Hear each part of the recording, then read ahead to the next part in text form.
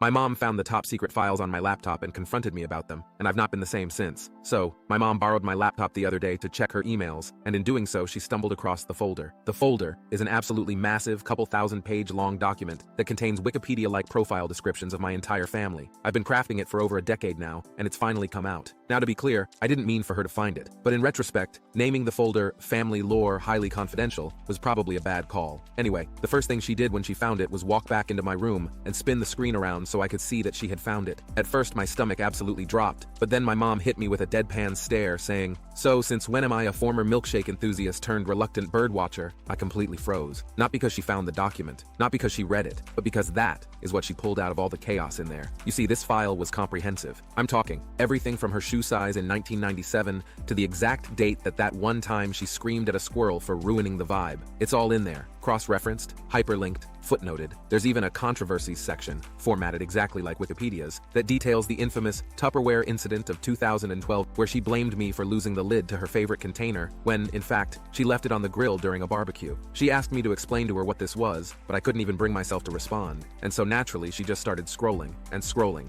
and scrolling. She soon stumbled on the fun facts subsection, where I listed the large egg-shaped mole on her forearm. Then she found the quotes section, which includes gems like, "You guys ever dip your pickles into salad cream, or is that just me?" Or the infamous sequence of, "Leave my creamy chorizo caballada alone, you stupid pigeon. I'm gonna kill that pigeon, and told you I would do it." Anyways, when she reached this point, I began sweating. Not because I was embarrassed, but because if she finds her criticisms page, I'm going to have to pack a bag and move to Nashville or some other irrelevant ass place. And in perfect comedic timing, right as I was thinking that, criticisms page, she said, "What's this?" she continued. "Has a tendency to let out rippers of farts, especially when she's had Chinese food. Once sneezed on my jacket and tried to convince me it wasn't her. Has an unjustified lifelong vendetta against pigeons." I could tell she was mentally drafting my obituary, all while I just sat there mortified. But the real kicker? She didn't even stop there. She found the family rankings chart I made back in 2020 as a joke. She was in third place, right below the cat, but above my brother, who, to be fair, did break her Dyson vacuum once. After reading out the family rankings, she kept scrolling and just put her head in her hand and muttered, "Why do I have a bibliography?" And that's